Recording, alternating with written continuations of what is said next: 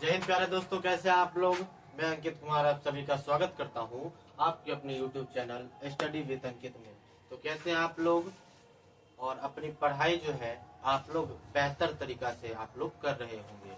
तो दोस्तों, जैसा कि हम लोगों ने पिछले वीडियो में हिंदी व्याकरण के कुछ टॉपिक्स को हम लोगों ने देखा था। जिस तरह हम लोगों ने कुछ टॉपिक्स क्या क्या देखे थे, जिस तरह हम लोगों ने पहला देखा भाषा, पहला हम लोगों ने भाषा के बारे में देखा। फिर हम लोगों ने किसके बारे में देखा, लिपि के बारे में देखा। फिर हम लोग फिर देखे व्याकरण के बारे में, किसके बारे में, व्याकरण के बारे में। तो आपको बताए थे लास्ट जो व्याकरण हम लोग पढ़े, तो लास्ट व्याकरण में लास्ट में आपको बताए थे कि व्याकरण के 3 भेद होते हैं। व्याकरण के कितने भेद होते हैं, 3 भेद। कहिएगा कौन कौन। पहला है जिसको कहते हैं वर्ण विचार, जिसको क्या कहते हैं, वर्ण विचार। दूसरा है जिसको हम लोग कहते हैं शब्द विचार। तीसरा है जिसको हम लोग कहते हैं वाक्य विचार। क्या कहते हैं, वाक्य विचार। तो देखिए, अब हम लोग आज से हम लोग जो पढ़ेंगे वह पढ़ेंगे ये जो वर्ण विचार है ना। हम लोग कहे थे कि अगले वीडियो में हम लोग वर्ण विचार को देखेंगे।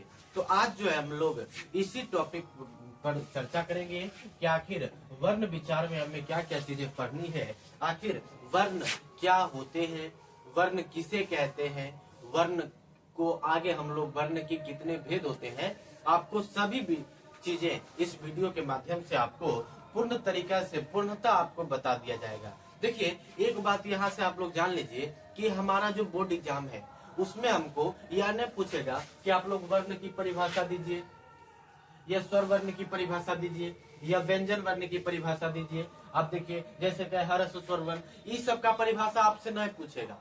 पूछेगा क्या, देखिए आपसे पूछेगा इसी टॉपिक से कुछ प्रश्न उठा लेंगे ऑब्जेक्टिव में और आपसे उसी प्रश्न को बना करके आपसे प्रश्न पूछ दिया जाएगा। तो आप लोग तैयार रहिएगा। आपको हम लोग इसका आपको परिभाषा भी बताएंगे और इस वीडियो में आपको यह भी बता देंगे कि कौन कौन प्रश्न पूछे भी जा सकते हैं। जिस तरह अभी हम लोग आगे देखेंगे कि क्या क्या क्वेश्चन अभी तक बिहार बोर्ड पूछ चुका है। देखिए, यह जो चैप्टर है हमारा, यह जो टॉपिक है, इससे कम से कम 5 से 6 नंबर का प्रश्न पूछा जाता है। इससे कम से कम 5 से 6 अंक का प्रश्न जो है वह बिहार बोर्ड के द्वारा पूछा जाता है। आप लोग तैयार रहिएगा कि आखिर यह जो इससे हम लोग अब बिहार बोर्ड में अपना 5 से 6 अंक जो है वह हम लोग कवर कर ले। तो आप लोग तैयार रहिएगा। अब हम लोग अपनी जर्नी को आगे बढ़ाते हैं। हमारा काम क्या है, आपको सभी बात हम लोग इस वीडियो में जानेंगे। देखिए, हमारा टॉपिक है वर्ण विचार। हम लोगों का टॉपिक क्या है, वर्ण विचार। आखिर वर्ण क्या होते हैं, वर्ण किसे कहते हैं, सभी बातों को आप लोगों को बताएंगे।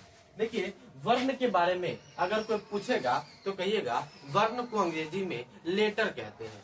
क्या कहिएगा, वर्ण को अंग्रेजी में हम लोग लेटर कहते हैं। क्या कहते हैं, लेटर कहते हैं। पहला बात क्लियर हुआ। क्या बताए कि वर्ण को अंग्रेजी में हम लोग लेटर कहते हैं। क्या कहते हैं, लेटर कहते हैं। और आप लोग एक बात और जान लीजिए, इस वर्ण को हम लोग अक्षर भी कहते हैं। इस वर्ण को हम लोग अक्षर भी कहते हैं। इस वर्ण को हम लोग क्या कहते हैं, अक्षर भी कहते हैं। तो क्या बताए, वर्ण विचार को, वर्ण को अंग्रेजी में लेटर कहते हैं। क्या कहते हैं, लेटर कहते हैं। और आपको पूछ दिया जाएगा कि वर्ण को निम्नलिखित में कहा जाता है, कहिएगा अक्षर। हम लोग वर्ण को अक्षर भी कहते हैं। क्या कहते हैं, वर्ण को हम लोग अक्षर भी कहते हैं। पहला बात क्लियर हुआ। आ जाइए, ये वर्ण जो है आपसे पूछेगा, वर्ण जो है कहिएगा, ये जो वर्ण है ना, ये भाषा की सबसे छोटी इकाई है। यह प्रश्न बिहार बोर्ड बहुत बार पूछ चुका है। अगले साल नहीं पूछा था, हो सकता है कि आप में पूछ दे। तो आप लोग ध्यान रखिएगा कि भाषा की सबसे छोटी इकाई क्या है, कहिएगा वर्ण। क्या है, वर्ण। भाषा की सबसे छोटी इकाई क्या होता है, वर्ण। दो बात जाने, क्या जाने कि वर्ण को अंग्रेजी में लेटर कहते हैं।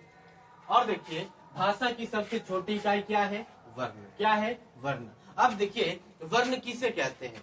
प्रश्न आता होगा कि भैया इतना देर से आप बता रहे हैं कि वर्ण किसे कहते हैं, बताइए तो।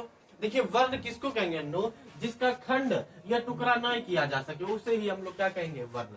देखिए, आप लोग देखते होंगे कि नए नए परिभाषा याद रहे ना, तो मूर्खावा वाला परिभाषा याद रखिएगा कि जिसका खंड या टुकड़ा नहीं किया जा सके, जिस वर्ण का खंड या टुकड़ा नहीं किया जा सके, उसे ही हम लोग क्या कहते हैं? वर्ण। क्या कहते हैं? वर्ण। ये कहिएगा कि अखंड मूल ध्वनि को ही हम लोग क्या कहते हैं? वर्ण कहते हैं। अखंड मूल ध्वनि को ही हम लोग क्या कहते हैं? वर्ण कहते हैं। क्या कहते हैं? वर्ण। बात क्लियर हुआ?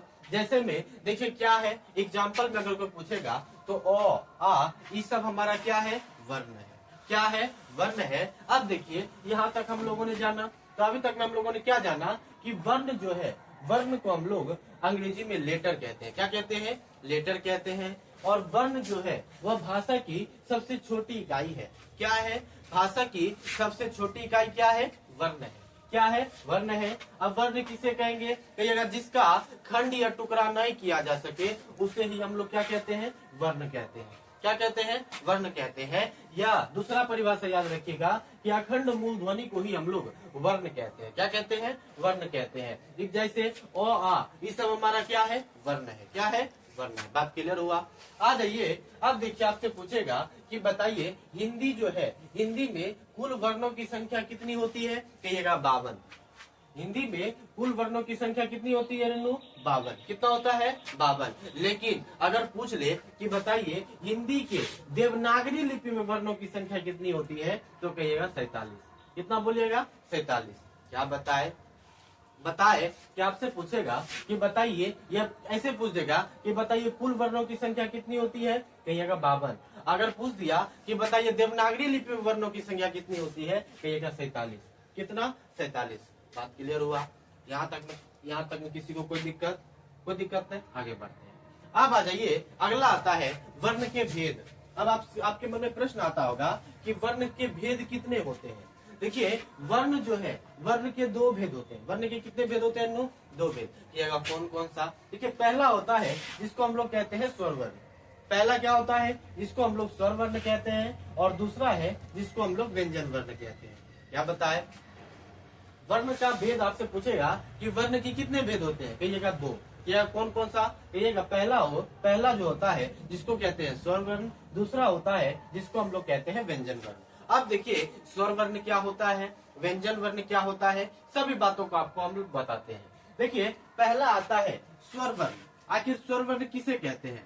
प्रश्न आता है कि स्वर वर्ण क्या है, स्वर वर्ण किसे कहते हैं? देखिए स्वर वर्ण किसे कहेंगे? कहिएगा कि जिन वर्णों का उच्चारण करने पर, क्या बोलिएगा? स्वर वर्ण किसे कहेंगे? कहिएगा कि जिन वर्णों का उच्चारण करने में किसी अन्य वर्ण की सहायता न ली जाती है, उसे हम लोग स्वर वर्ण कहते हैं। क्या कहे? कहिएगा स्वर वर्ण किसे कहते हैं? कहिएगा कि अगर कोई वर्ण का हम लोग उच्चारण कर रहे हैं, अगर उस वर्ण में किसी अन्य वर्ण की सहायता न ली जा रही है, तो उसे तो ही हम लोग स्वर वर्ण कहेंगे। क्या कहे? कि अगर किसी भी वर्ण का हम लोग उच्चारण करते हैं, अगर उस वर्ण में अगर हम अन्य वर्ण की सहायता लेते हैं, तो उसे ही हम लोग क्या कहते हैं? स्वर वर्ण। क्या कहते हैं? स्वर वर्ण। अगर नहीं याद रहे तो कहिएगा जो स्वतः उच्चारित हो, जिसके उच्चारण में किसी अन्य वर्ण की सहायता नहीं ली जाती है, उसे ही हम लोग क्या कहते हैं? स्वर वर्ण। क्या कहते हैं? स्वर वर्ण। अब देखिए अगला प्रश्न आपसे पूछेगा कि बताइए स्वर वर्ण की संख्या कितनी होती है? देखिए स्वर वर्ण की संख्या 11 होती है। बहुत बार प्रश्न पूछा जा चुका है बिहार बोर्ड के द्वारा। क्या पूछा है कि बताइए स्वर वर्ण की संख्या होती है? कहिएगा 11। अगर आपसे रोड पर चलता फिरता व्यक्ति पूछ दे कि बताइए अभी की पढ़े? कहिएगा वर्ण पढ़े। पूछेगा कि वर्ण के कितने भेद? कहिएगा 2 भेद। कहिएगा कौन कौन सा? एगो स्वर वर्ण और एगो व्यंजन वर्ण। कहिएगा स्वर वर्ण किसे कहते हैं? कहिएगा कि वैसा वर्ण जिसका उच्चारण करने पर किसी हम दूसरे वर्ण की सहायता नहीं लेते हैं, उसे ही हम लोग स्वर वर्ण कहते हैं। कहिएगा रेनू बता स्वर वर्ण की संख्या कितनी होती है? कहिएगा 11। बात क्लियर है?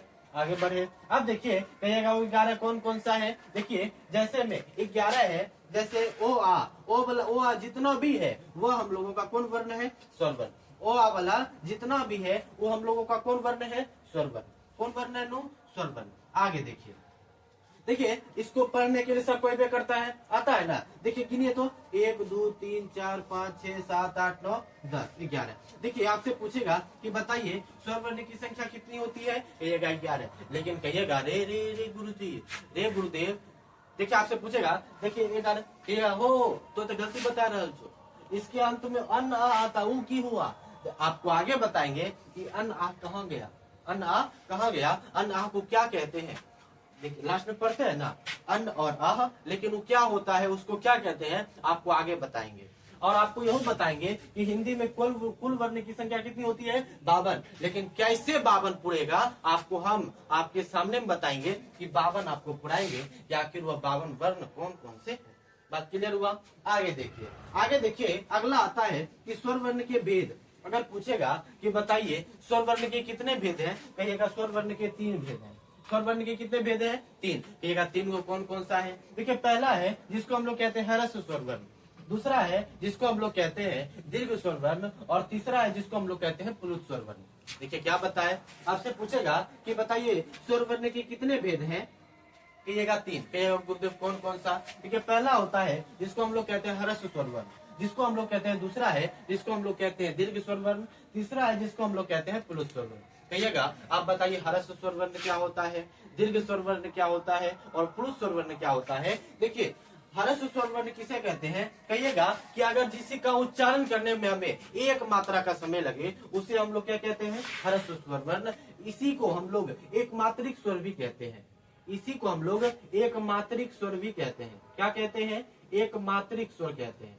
क्या कहते हैं रेनू, एक मात्रिक स्वर कहते हैं। आपसे पूछ देगा कि बताइए निम्नलिखित में से कौन एक मात्रिक स्वर है, आपको बताते हैं। देखिए आपसे पूछेगा कि बताइए ह्रस्व स्वर वर्ण किसे कहते हैं, कहिएगा कि जिसके उच्चारण करने में हमें एक मात्रा का समय लगे उसे हम लोग ह्रस्व स्वर वर्ण कहते हैं। जैसे कहिएगा जिसमें ओ, हर सही, उ, री, ये सब जो है हमारा कौन वर्ण है, ह्रस्व स्वर वर्ण, और इसकी संख्या होती है 4।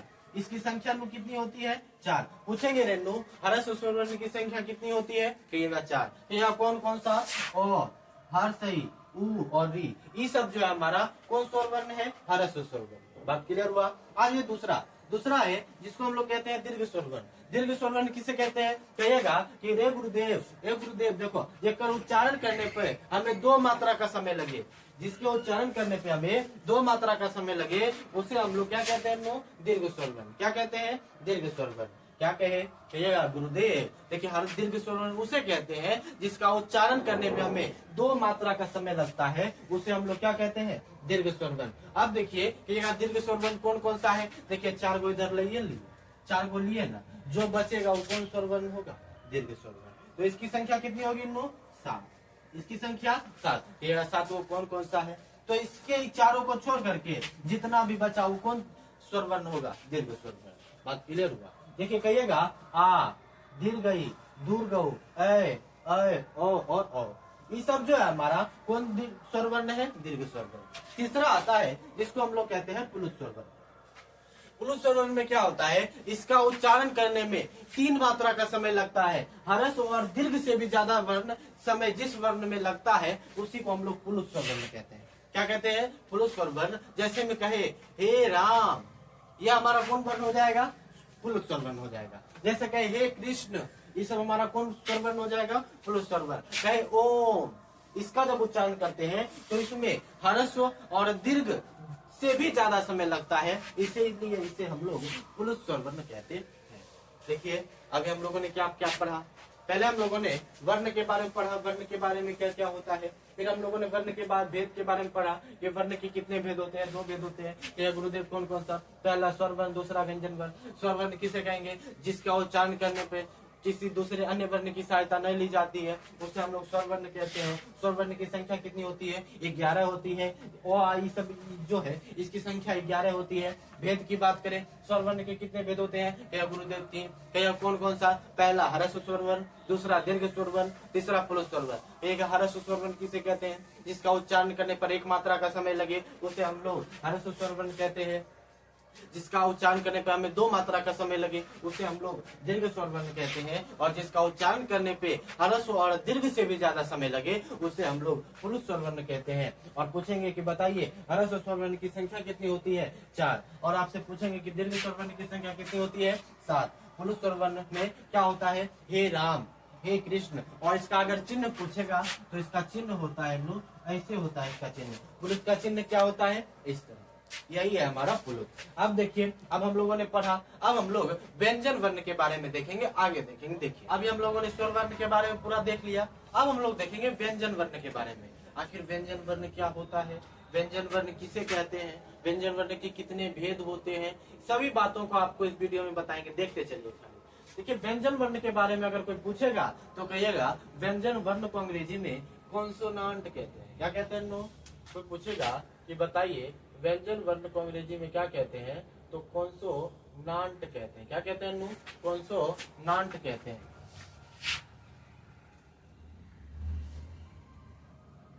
देखिए आपसे कोई पूछेगा कि बताइए बता व्यंजन वर्ण को अंग्रेजी में क्या कहते हैं, कॉन्सोनेंट कहते हैं।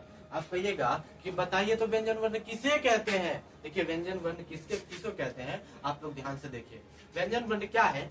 देखिए व्यंजन वर्ण उस स्वर वर्ण में क्या बोलते थे कि यह जो है किसी अन्य वर्ण की सहायता नहीं लेता था, कौन? स्वर वर्ण। लेकिन व्यंजन वर्ण में क्या बोलेंगे कि जिसका उच्चारण करने पर हमें स्वर वर्ण की सहायता लेते हैं, उसे ही हम लोग क्या कहते हैं, व्यंजन वर्ण। जिसका उच्चारण करने के लिए हम लोग किसी अन्य वर्ण की सहायता लेते हैं, या जिसका उच्चारण करने पर हम लोग स्वर वर्ण की सहायता लेते हैं, उसी को ही हम लोग क्या कहते हैं, व्यंजन वर्ण। क्या कहते हैं? व्यंजन वर्ण। बात क्लियर हुआ? व्यंजन वर्ण किसे कहते हैं? यह व्यंजन वर्ण के बारे में पहला बात बताइएगा कि व्यंजन वर्ण को अंग्रेजी में कॉन्सोनेंट कहते हैं। क्या कहते हैं? कॉन्सोनेंट कहते हैं। और व्यंजन वर्ण किसे कहते हैं? कहिएगा जिन वर्णों का उच्चारण करने पर हम लोग किसी अन्य वर्ण की सहायता लेते हैं या स्वर वर्ण की सहायता लेते हैं, उसे ही हम लोग क्या कहते हैं, व्यंजन वर्ण। क्या कहते हैं, व्यंजन वर्ण। अब कहिएगा ये बात समझ लिए। अब देखिए आपसे कोई पूछेगा कि बताइए व्यंजन वर्ण की संख्या कितनी होती है, कहिएगा 33। व्यंजन वर्ण की संख्या कितनी होती है, 33। अब देखिए कहिएगा तनी को बताइए ना, ये जो व्यंजन वर्ण है कैसे स्वर वर्ण की सहायता लेता है। तो जैसे में हम क्या लिए को, जैसे में क्या लिए हैं वो आप लोग देखते चलिएगा। जैसे में लिए को, जैसे में लिए चौ, अच्छा तो छोड़ देते हैं, कुछ और बोल दीजिए। जैसे हम लोग ले लें को, क्या ले लिया को। अब देखिए आपको बता देते हैं ये व्यंजन, ये सब कौन वर्ण है, व्यंजन वर्ण। कहिएगा कैसे किसी अन्य वर्ण की सहायता लेता है। अच्छा आप लोग तनी को ध्यान दीजिए ना, देखिए देखिएगा। अच्छा आप लोग अगर को का उच्चारण करिए तनी को, देखिए आप जब भी आप को का उच्चारण करिएगा तो देखिए लास्ट में ओ आ रहा है, को, देखिए लास्ट में ओ आ रहा है ना। तो देखिए यह जो को है हमारा, यह व्यंजन वर्ण है, लेकिन यह किसी अन्य वर्ण की क्या ले रहा है, सहायता ले रहा है। ये किसी अन्य वर्ण की क्या ले रहा है, सहायता ले रहा है। उसी को ही तो हम लोग क्या कहते थे, व्यंजन वर्ण। क्या कहते हैं कि जिसका उच्चारण करने पर वह किसी अन्य वर्ण की सहायता लेता है, यह स्वर वर्ण की सहायता लेता है, उसी को हम लोग क्या कहते हैं, व्यंजन वर्ण। जैसे कहे चौ, आप जब भी आप चौ का उच्चारण करिएगा तो उसके अंत में देखिए ओ आ रहा है, तो यह किसी अन्य स्वर वर्ण की क्या ले रहा है, सहायता ले रहा है। ये किसी अन्य वर्ण की क्या ले रहा है, सहायता। अगर आप को का उच्चारण करिए तो इसके भी अंत में क्या आ रहा है, ओ, तो यह भी हमारा कौन वर्ण हो जाएगा, व्यंजन वर्ण। बात क्लियर हो गया? समझ ले व्यंजन वर्ण को। अब आते हैं कि व्यंजन वर्ण के भेद कितने होते हैं। देखिए व्यंजन वर्ण के 3 भेद होते हैं। व्यंजन वर्ण के कितने भेद होते हैं, 3 भेद। कहिएगा तीनों कौन कौन सा। देखिए पहला है जिसको हम लोग कहते हैं स्पर्श व्यंजन वर्ण, दूसरा है जिसको हम लोग कहते हैं अंतःस्थ व्यंजन वर्ण, तीसरा है जिसको हम लोग कहते हैं उष्म व्यंजन वर्ण। कहिएगा आप बतवन तरीके, स्पर्श व्यंजन वर्ण क्या होता है, मतलब अंतःस्थ व्यंजन वर्ण क्या होता है, उष्म व्यंजन वर्ण क्या होता है, अब समझिएगा। देखिए कहिएगा कि को से लेकर के मौ तक, को से लेकर के मौ तक के वर्ण को हम लोग स्पर्श व्यंजन वर्ण कहते हैं। कहिएगा कैसे हो जाएगा, ध्यान से देखिए। देखिए को में कितना वर्ण आता है, वो 5।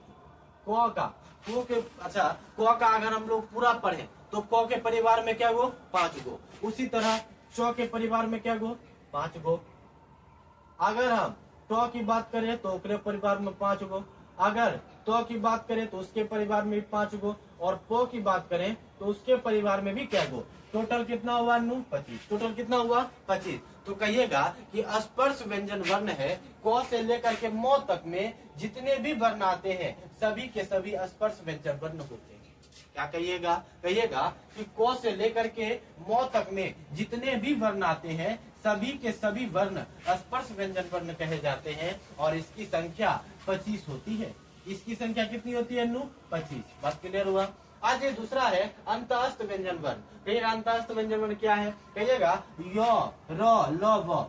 यो र ल व जो है यह हमारा कौन वर्ण हो जाएगा? अंतःस्थ व्यंजन वर्ण। आपको यहाँ दिख रहा होगा कि इसकी संख्या क्या होता है? 4 गो। या प्रश्न देखिए, प्रश्न आपसे कैसे पूछेगा? कहेगा कि ल निम्नलिखित में से कौन वर्ण है? एक दे देगा स्पर्श व्यंजन वर्ण, दूसरा दे देगा अंतःस्थ व्यंजन वर्ण, तीसरा दे देगा उष्ण व्यंजन वर्ण, चौथा दे देगा स्वर वर्ण। तो आप लोग किसमें टिक करिएगा? अंतःस्थ व्यंजन वर्ण में य, र, ल, व जो है यह हमारा कौन वर्ण हो जाएगा? अंतःस्थ व्यंजन वर्ण, और इसकी संख्या 4। अगला आता है उष्ण व्यंजन वर्ण। उष्ण व्यंजन वर्ण क्या है? तालव, समूर्धन, स्वदंश और ह, यह सब जो है हमारा उष्ण व्यंजन वर्ण है, और इसकी संख्या भी कितनी होती है? 4। और तीनों को जोड़ देंगे तो इसकी संख्या कितनी हो जाएगी? 33। इसीलिए हम कहते हैं कि व्यंजन वर्ण की संख्या कितनी होती है? 33। अब देखिए, अब आपको बोले थे ना हम पहले कि 52 गो वर्ण कैसे पूरेगा, आपको बताते हैं। अब देखिए 52 वर्ण कैसे पूरेगा। देखिए, अच्छा अभी हम बताए थे कि स्वर वर्ण की संख्या 11, व्यंजन वर्ण की संख्या 33। अब देखिए दोनों को जोड़ देंगे ना 9, तो दोनों को जोड़ने पर ये आता है गुरुजी 44। कहिएगा ये दोनों को जब जोड़ेंगे ना तो ये कितना आएगा? 44। देखिए ना, जोड़ने आता है ना आप लोग को, जोड़ लीजिएगा। तो 33 से 11 कितना होगा? 44। आ जाइए, अब आपको बताए थे स्वर वर्ण की संख्या कितनी होती है? 11। लेकिन कहे थे अन आ कहाँ गया? देखिए अन आ जो है यह हमारा क्या है? अयोगवा। आपको दे देगा 4 गो ऑप्शन, कहेगा अन आ निम्नलिखित में से क्या है? तो एक ऑप्शन रहेगा अयोगवा। आप लोग अयोगवा पर क्या कर दीजिएगा? ठीक है। और इसकी संख्या कितनी होती है? 2। इसकी संख्या 2। देखिए बात क्लियर हुआ? आ जाइए अगला। देखिए अगला आता है संयुक्त व्यंजन वर्ण। अब देखिए कहिएगा कि संयुक्त व्यंजन वर्ण क्या होता है? देखिए अभी तक हम लोगों ने हो के बाद क्या होता है? अक्ष, त्र, य और स्र। ये जो चारों जो लास्ट में बचता है, ये 3 को जो बचता है, एगो स्र अपने मन से लास्ट में जाकर के जुड़ जाता है। तो संयुक्त व्यंजन वर्ण क्या होता है? संयुक्त व्यंजन वर्ण अक्ष, त्र, ज्ञ और स्र, ये चारों जो है संयुक्त व्यंजन वर्ण है, और इसकी संख्या कितनी होती है? 4। इसकी संख्या कितनी होती है? 4। आ जाइए अगला है द्विगुण व्यंजन वर्ण। द्विगुण व्यंजन वर्ण ड और ढ, ये हमारा कौन व्यंजन वर्ण है? द्विगुण व्यंजन वर्ण। लेकिन आपको एक बात हम बता दें, जब भी आप तो का एक बार देख लीजिए, बहुत लोग गलती करते हैं। देखिए देखिए ये जो टो है ना, टो का जो पूरा परिवार है, ये जो टो का क्या है? पूरा परिवार है। लेकिन आप लोग जानते होंगे ये जो टो का पूरा परिवार है ना, इसमें कोई नीचे में बिंदा लगा देता है। लेकिन यह क्या सही है? बताइए तो आप लोग, सही है? कहिएगा ना है, ये सही न है। और लेकिन कहेगा सही कौन सा है? अगर ये लगा देगा तो ये कौन वर्ण बन जाएगा? द्विगुण व्यंजन वर्ण। और जिस तरह यह इसी बहुत लोग गलती करते हैं, इसमें नीचे में लिख देंगे ही, जिस तरह से उनका क्या हो जाता है? गलत हो जाता है। तो आप लोग ध्यान रखिएगा कि जब भी अगर आपको क को लिखने के लिए दिया जाए तो आप इसमें कभी भी नीचे में बिंदा नहीं लगाइएगा, ध्यान रखिएगा। और अगर बिंदा लगा हुआ मिल जाए तो कौन वर्ण हो जाएगा? कहिएगा द्विगुण व्यंजन वर्ण। क्या जोड़ी देखो 52 को पूरे तो खाली बक बक कह रहे हो। देखिए पूरा इन दोनों को जोड़ेंगे कितना होगा? 44। अच्छा दूगो हमारा कौन सी है? अयोगवा। अच्छा ये जो संयुक्त व्यंजन है इसकी संख्या 4 हुआ। आ जाइए दूगो कौन है?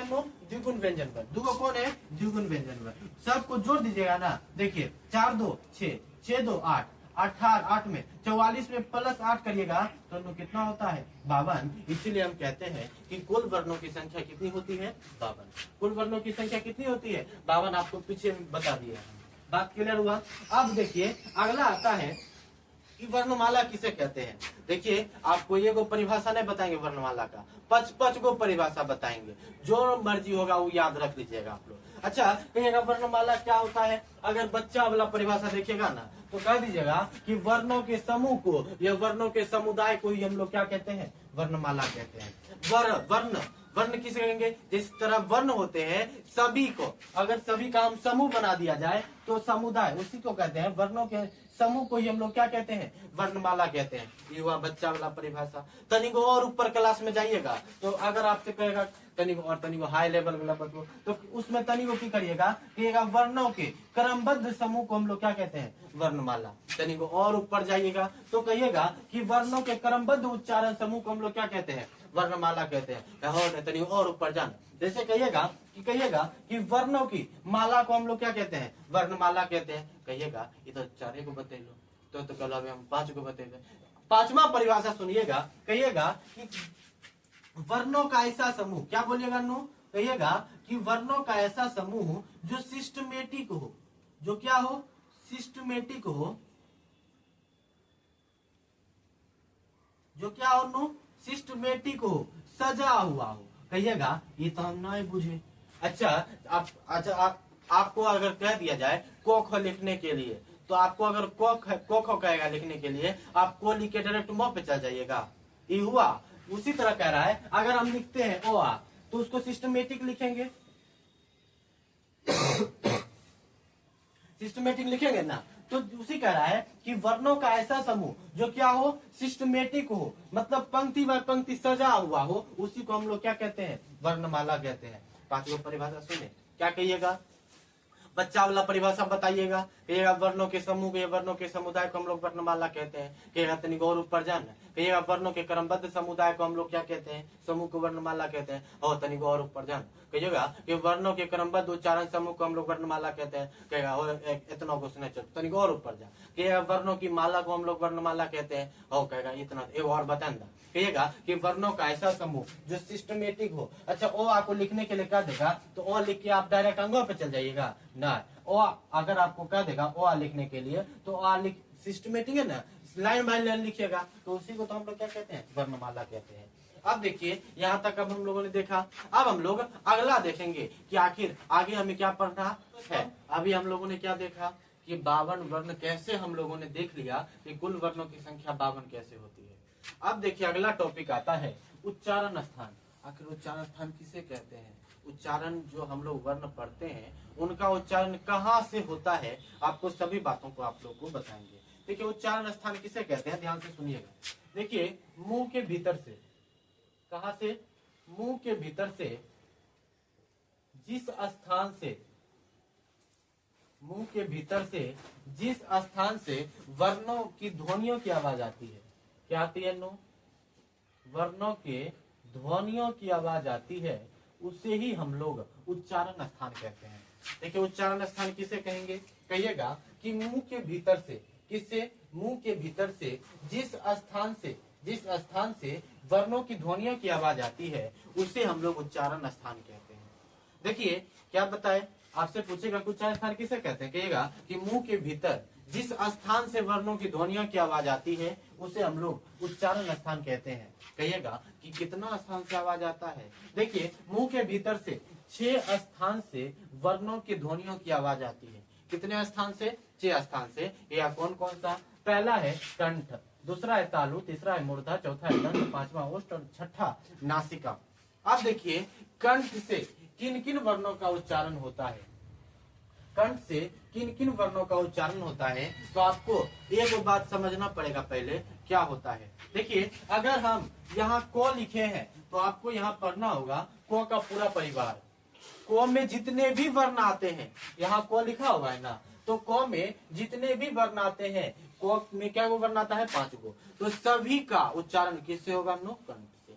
अब कहिएगा ध्यान से सुनिए, कंठ का देखिएगा, अगर कंठ का यह कहेगा ना कि बताइए कि कौन कौन ऐसा वर्ण है जिसका उच्चारण कंठ से होता है, याद रखिएगा ट्रिक क्या रखिएगा, कहिएगा ओ आ कह विसर्ग, क्या बोलिएगा, ओ आ कह विसर्ग, क में पूरा परिवार, हो और विसर्ग, इन सभी का उच्चारण कंठ से होता है।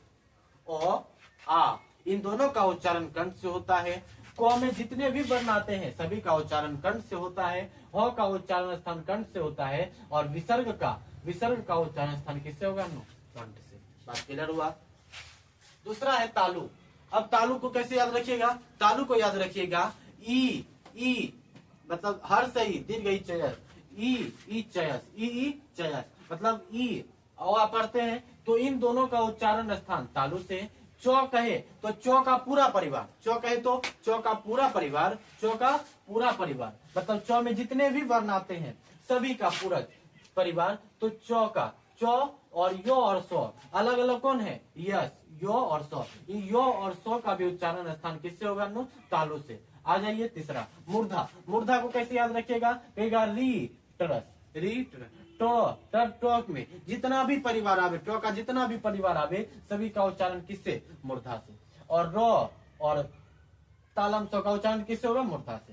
दंश की बात करें तो लिरी लतस, लिरी लतस, लिरी और लो का दोनों का उच्चारण किससे होगा, दंश से। तोम कहे तो तो में जितना भी परिवार आता है सभी का उच्चारण किससे होगा, दंश से। और सौ का उच्चारण स्थान किससे होगा, दंश से। बात क्लियर हुआ। ओष्ठ का, ओष्ठ का बात करें तो उ पवर्ग, पवर्ग में कहेगा कि पवर्ग में पो में जितने, पो का जितना भी परिवार है, पो का जितना भी परिवार है सभी का उच्चारण किससे होगा, ओष्ठ से। ठीक है। नासिका, इन पांचों का, ये पांचों जो वर्ण देख रहे हैं इन सभी का उच्चारण किससे होता है, नासिका से। और आपको यही बता देते हैं। और ये जो पांचों वर्ण देख रहे हैं प्रत्येक वर्ण का पांचवा वर्ण है ये देखिए क्या है, यह जो है, यह सब जो है प्रत्येक वर्ण का पांचवा वर्ण है। प्रत्येक वर्ण का पांचवा वर्ण देख रहे हैं यहाँ, यह प्रत्येक वर्ण का कम्मा वर्ण है, पांचवा वर्ण है। इसीलिए इसे पंचमाक्षर कहते हैं, इसीलिए इसे पंचमाक्षर कहते हैं। क्या कहते हैं, पंचमाक्षर कहते हैं।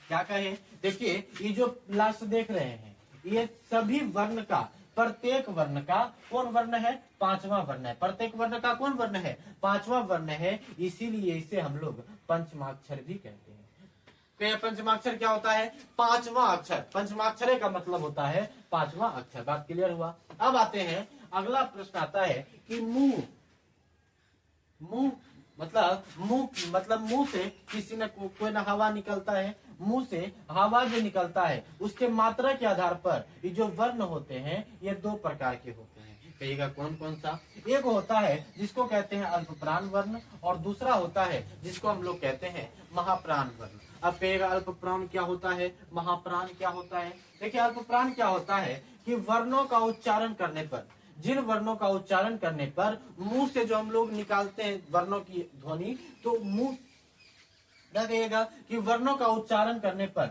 मुंह से कम हवा निकलती है। इसमें क्या होता है, मुंह से कम हवा निकलती है, मुंह से क्या निकलती है, कम हवा निकलती है। इसे हम लोग अल्प प्राण वर्ण कहते हैं। इसमें क्या होगा कि इसमें प्रत्येक वर्ण का पहला तीसरा पांचवा वर्ण आएगा, प्रत्येक वर्ण का पहला तीसरा पांचवा वर्ण आएगा। और याद रखिएगा इसमें और एक वो आता है जिसको हम लोग कहते हैं अंतः अस्त व्यंजन वर्ण, अंतः अस्त व्यंजन वर्ण। अंतःस्थ व्यंजन वर्ण में क्या होगा, यो रो लो वो, यो रो लो वो, यह सब वर्ण जो है यह कौन वर्ण है, अल्प प्राण वर्ण। इसका याद क्या रखिएगा, 135 कोड याद रखिएगा इसका। अगला महाप्राण में क्या होता है, इसमें कम हवा निकलता था, इसमें अधिक हवा निकलेगा।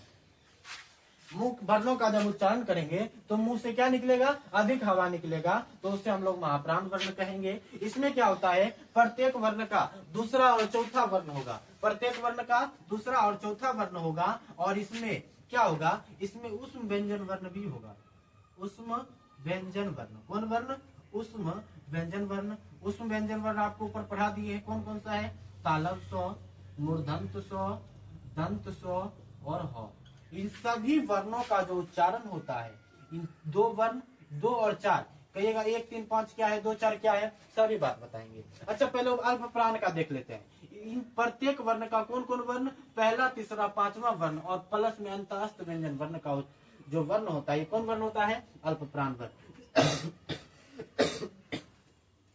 अब देखिए कहिएगा इस सब में अल्प प्राण वर्ण कौन कौन सा है, तो देखिए 1 कह रहे, 1 3 5 कह रहा है ना, तो देखिए 1 3 5 वर्ण देखिएगा। देखिए इसमें क्या है, 1 3 और 5, 1 3 और 5, यह सब जो है इसमें जितने भी ये जो पांचों दिख रहा है, ये जो पांचों दिख रहा है, इन सभी का जो उच्चारण है वह, ये जो सभी वर्ण है यह अल्प प्राण वर्ण है।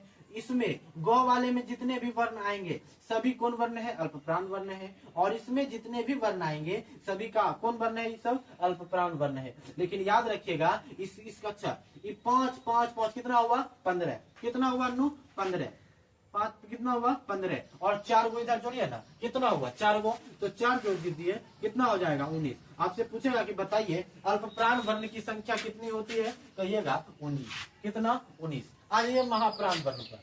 महाप्राण वर्ण में क्या कहिएगा कि इसमें वर्णों का उच्चारण करने पर मुंह से का अधिक हवा निकलता है। तो इसमें क्या होता है? प्रत्येक वर्ण का दूसरा चौथा वर्ण और उस व्यंजन वर्ण शामिल होते हैं। तो इसमें देखिए 1 3 5 तो खत्म हो गया। ये तीनों कौन वर्ण है? अल्पप्राण वर्ण। इसमें देखिए अब देखिए महाप्राण वर्ण कौन कौन सा है? दूसरा और चौथा। दूसरा और चौथा, इन सभी का उच्चारण दिया। सभी वर्ण कौन वर्ण होंगे? महाप्राण वर्ण। और घ वाला जितना भी वर्ण होगा वह सभी कौन वर्ण होगा? महाप्राण वर्ण। इसकी संख्या देख लीजिए नु 5 5 10। कितना? 10। और इस तरह 4 को जोड़ दीजिए, कितना हो जाएगा नु? 4। कितना हो जाएगा? 14। अगर पूछेगा कि बताइए महाप्राण वर्ण की संख्या कितनी होती है? तो कहिएगा 14। कितना आता है नु? 14। यहाँ तक इधर बात क्लियर हो गया। अब देखिए अगला आता है स्वर तंत्रिका में कंपन के आधार पर वर्ण कितने प्रकार के होते हैं? देखिए वर्ण 2 प्रकार के होते हैं। स्वर तंत्रिका के आधार पर अगर वर्ण का बात करें तो कितना प्रकार का हो? 2 प्रकार के। कौन कौन सा? एक होता है घोष वर्ण और दूसरा होता है अघोष वर्ण। अब यह घोष क्या होता है, अघोष क्या होता है? देखिए घोष क्या होता है? घोष वर्ण की बात करें तो कहिएगा कि इसका जब वर्ण, इसमें क्या होता है कि वर्णों का उच्चारण करने पर स्वर तंत्रिका में क्या होगा? नु कंपन होगा। स्वर तंत्रिका में क्या होगा? कंपन होगा। तो उसे हम लोग घोष वर्ण कहेंगे। और इसमें अघोष में कहिएगा कि इसमें स्वर तंत्रिका में कंपन न होता है। इसमें स्वर तंत्रिका में कंपन नहीं होता है।